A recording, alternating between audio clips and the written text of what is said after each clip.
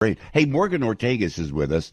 We love Morgan. She's a former spokesperson for the U.S. State Department, currently running for Tennessee's 5th Congressional District. Morgan, welcome back to the show. Always great to have you with us. Good morning, Joe. Happy Friday.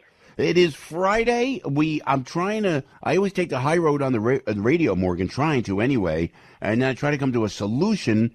In your experience, Morgan, as the spokesperson for the State Department, and seeing all the missteps of this administration, is there a light? I know we can't believe it. But the light at the end of the tunnel is you can't keep making this many mistakes, and it can't continue. It's got to end at one point. I mean, or do we have to wait till the midterms? No, actually, I see another massive mistake around the corner, and I think I've alluded to this on your show maybe last week or the week before, which is that, excuse me, this administration may try to get back into the JCPOA, the flawed and failed Iran deal, as early as next week. And that is going to be a catastrophe, I think, for the Middle East. It's going to be hugely controversial. Wow. And it will be there's been a lot of bad decisions in this administration, specifically the failed withdrawal from Afghanistan that lost 13 of our best men and women. Tragic day. Yeah. And this is going to be yet another massive failure in this administration's foreign policy if they do get back into this Iran deal, which I think I think that they will eat grass if they have to in order to get back into this Iran deal. You know, why are they doing that? And we talked about it earlier, is that, and also now there was dissension between Russia and the United States because we got mad at them because of their war going into the Iran deal. Why are we even at the table with Russia? Not to mention Iran. And now I hear, correct me if I'm wrong, Morgan, that Russia's mad at America, and maybe it may work to our benefit because maybe Russia won't allow the Iran deal to happen, which is just, this is an a John Kerry deal that's just got to go away, and they won't let it go. Yeah, you know, to answer your point there, we're not at the table with the Iranians. The Russians are at the table with the Iranians for us, right? The Chinese and the Russians are left. What a trio to be negotiating America's interests on our behalf.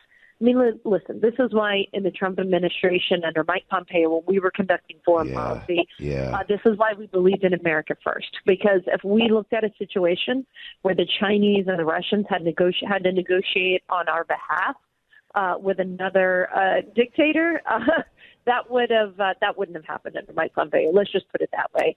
And so, yes, listen, I mean, the Russians obviously are angry at many of what I think are half measures. You know, we do things like we do sanction banks in Russia, for example, but it's not all the banks that you need to sanction in order to make a dent into the economy.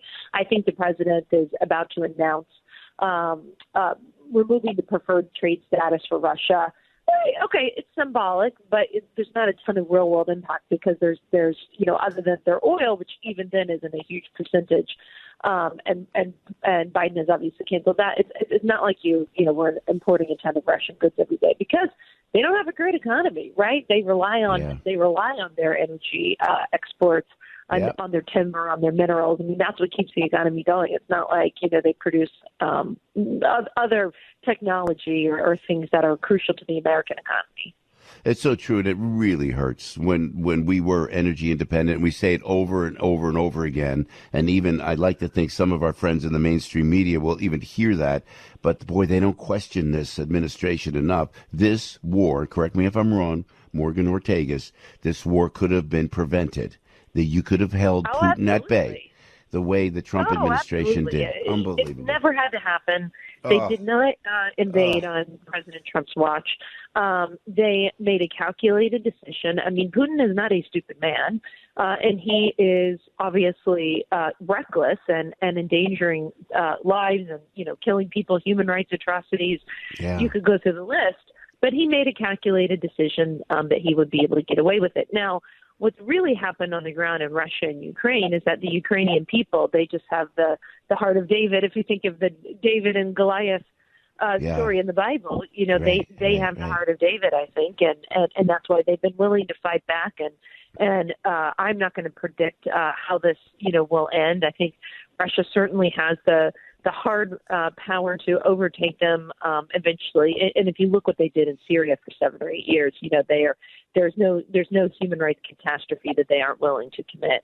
But it is it's a dangerous place to be in the world. And it's not just the president, by the way. It's the vice president. Every time I see her speak on the international stage, I cringe. She does not endear any more confidence than the president does. And so, people and dictators and people who are against America watch. They understand what's going on. That's right. That they don't miss a trick. They do not miss a trick. They see it and they know it. And when I watch that, and I don't like to say anything bad about anybody, but Kamala, you know what? Why? And she couldn't even answer a question. And as you were so eloquent as United States State Department, spokesperson. And it's like you got to know what you're doing. Do they prep her, Kamala Harris? Do they say, these are the questions? I mean, because you're prepared. When you went in front of all those cameras, Morgan, you were prepared. Is it her, or are they just not preparing her? They're throwing her softballs, and she still can't answer the question. It's scary to watch. Listen, everybody can have a bad day. I've had them before, too. I'm not perfect in interviews, but what I will say is that I try to learn. I try to revert. This attempt by the Democrats to coronate her as the next president is, I think, backfiring. I don't know how in the world Biden will run again in 24, given his age and his inability to string 2 sentences together at the moment. They've got a lot more prep work to do on her in the next few years. And I don't say that gleefully. I mean, I want America to win. I want us to have a strong president, a strong vice president, strong leadership. But I also, as an engaged citizen, have to stand up and say, have to stand up and call this stuff out. When the world is more dangerous because our leaders are weak and failing, we can't be silent on that. That's very, very true. And knowing it, before we let you go, Morgan, appreciate your time. Morgan Ortagus, kind enough to join us this morning. I saw Mike Pompeo, your old boss, Secretary of State Mike Pompeo, who I absolutely have such respect for, and not just because he's Italian. I mean, but the Italian community really loves him, But he went to Taiwan recently. See, that's what I loved about. Say what you will about the Donald Trump. They'll criticize, but they were always prepared. How smart was it that Mike Pompeo went to talk with the good folks of Taiwan? That's next. That's going to be a problem next because of this disaster in Ukraine, yes? I think it is going to be a problem. I do think that the Russians, have screwed up in many ways. This, from their term, they thought this was going to be a quick invasion. And as you and I have talked about before, the West democracies have rallied against the Russians. It came, in my opinion, a day late and dollar short. It came after there's over 1 million refugees and thousands of people killed. And, so I don't think we should be so proud that we did the right thing after it was too late. Saying that, I am curious what the Chinese are learning from all of this. I think they're certainly taking notes and seeing how, the West and how democracies and like-minded nations responded after this invasion. And they certainly, I think that I wonder if Xi Jinping, and he has created and really forged a relationship with Putin over the past 10 years.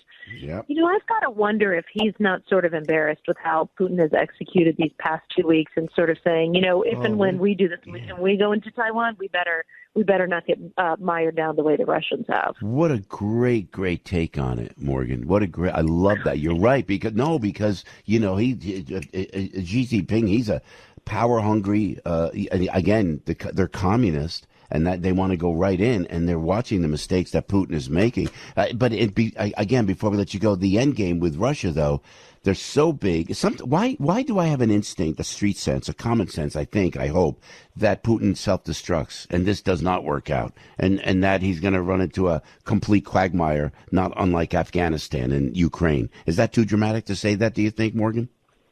Well, I mean, listen, I think it's what we all hope and pray that he doesn't succeed. That certainly isn't a strategy. And I think, again, if you look at it analytically and you just say, okay, here's what they did in Syria. They have the hard power. If they really want to, they can stick it out and fight, and they can use chemical and biological weapons potentially to get to their end goals. But, Putin doesn't necessarily have a great off-ramp, and he's trying to figure that out for himself, because I don't know how for him, and everybody's got a base at home that they have to deal with.